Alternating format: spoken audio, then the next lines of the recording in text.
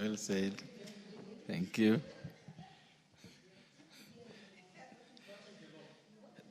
The Honorable Otiende. Thank you, Mr. Speaker. Mr. Speaker, I want to assure this House that this report was discussed in an atmosphere of collegiality.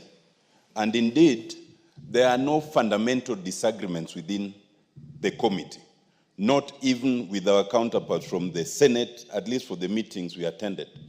It is only three things that we must bear in mind. One, that this NADCO report was a ceasefire document. And like any ceasefire document, it must be treated with positivity and purposiveness.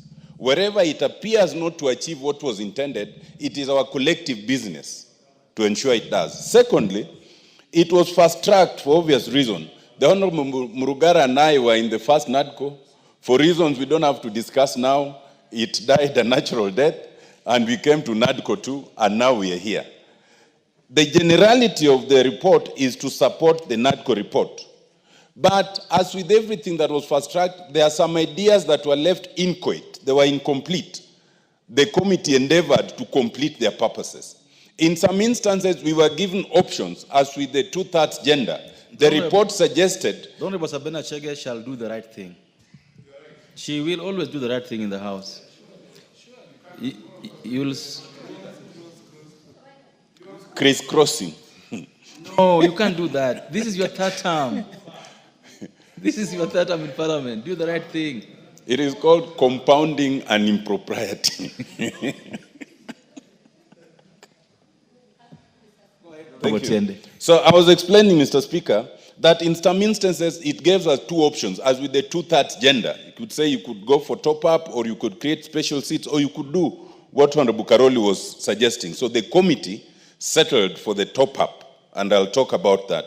But thirdly, the committee had an eye on legality throughout, that whatever proposal is made, it must be consistent with the law. Now with that, Mr. Speaker, I am happy to say that I associate myself with the report of the committee. My divergence is only in 3 points. The first point, Mr. Speaker, is on the proposed amendment to Article 103. That is the question, the proposal of vacation of office of a member of parliament, and the same would go for governor or county assembly, where either one resign or is deregistered from a political party, in circumstances that would then be indicated.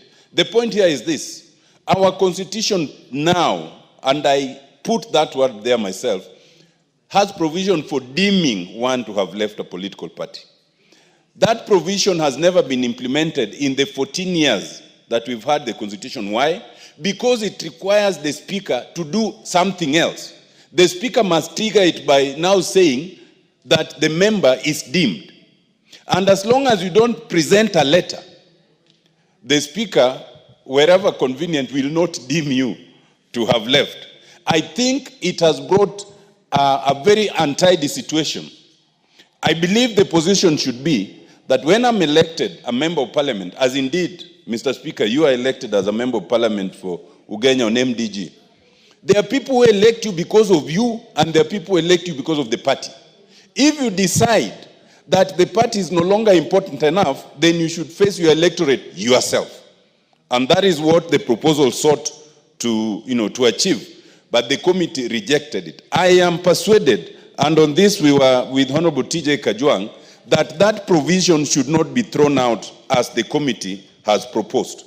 It should be included so that we have some political hygiene. People don't just crisscross all over and think nothing of it. The second point, Mr. Speaker, you'll add me a little more, because you remember I had points of divergence. And so I am actually going to beyond the report that is there.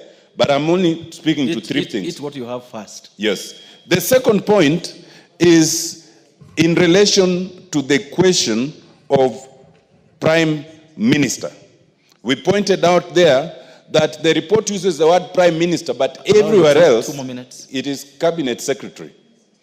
And so we thought that for consistency, there should be some consistency. But two things. One, some of us thought that we should go further. We should not shy away from recommending a parliamentary, if that's what we want.